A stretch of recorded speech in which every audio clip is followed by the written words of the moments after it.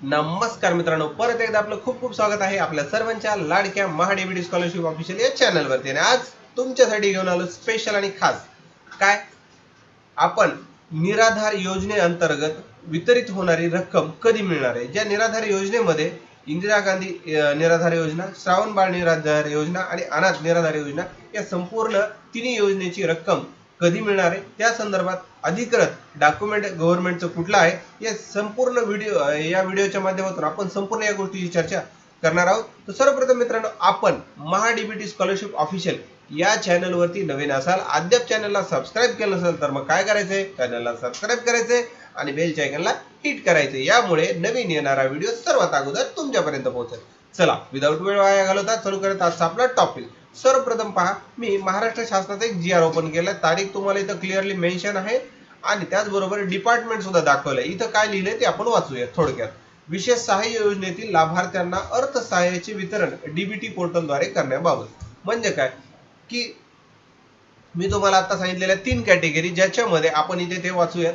संजय गांधी निराधार अनुदान योजना, श्रावणबाळ योजना आणि त्याचबरोबर राज्य निवृत्ती वेतन योजना. ते योजना जे आहेत ते याच्यामध्ये गव्हर्नमेंट जे तुम्हाला पैसे देणार आहे, तर हे कसे देणार आहे, डीबीटी थ्रू देणार आहे. तर ते डीबीटीला लिंक करणं तुमचं गरजेचं आहे, त्याच्याशिवाय तुम्हाला तुमचे पैसे मिळणार नाहीत. हे याच्यामध्ये तुम्हाला क्लिअर मेन्शन केलेलं आहे. तर आपण परत एकदा पाहून घ्या. याच्यामध्ये काही सब स्कीम आहेत, ज्याच्यामध्ये केंद्र पुरस्कार इंदिरा गांधी राष्ट्रीय वृद्धापकाळ निवृत्ती वेतन योजना, इंदिरा गांधी राष्ट्रीय विधवा निवृत्ती योजना आणि इंदिरा गांधी राष्ट्रीय दिव्यांग निवृत्ती वेतन योजना. तर या सगळ्या योजना ज्या आहेत, तर त्याच्यासाठी तुम्हाला डीबीटी म्हणजे बँकेला आधार कार्ड लिंक करणं अत्यंत गरजेचं आहे.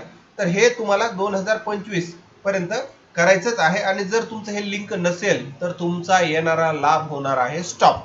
तर हे होऊ नये, आपल्यासोबत अशा घटना घडू नये, त्याच्यामुळे सोप्यात सोपं तुम्हाला तुमच्या राष्ट्रीयकृत बँकेमध्ये आधार बँक लिंक करायचे. आणि हो, विषय आपला तोच कोणता, की आपल्याला पैसे पडणार आहेत कधी.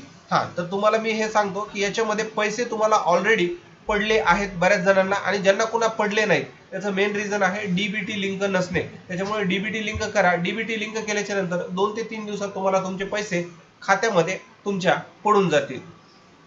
आणि इन केस तुम्हाला ते पैसे पडले नाही तर तुमच्या जिल्ह्याच्या वेबसाईटवरती एक यादी प्रसिद्ध केली जाते आणि त्याच्यामध्ये पहा की तुमचं त्याच्यामध्ये नाव आहे का. आणि त्याच्यामध्ये जर तुमचं नाव असेल पैसे विड्रॉल झालेल्या यादीमध्ये, तर काही काळजी करायची गरज नाहीये.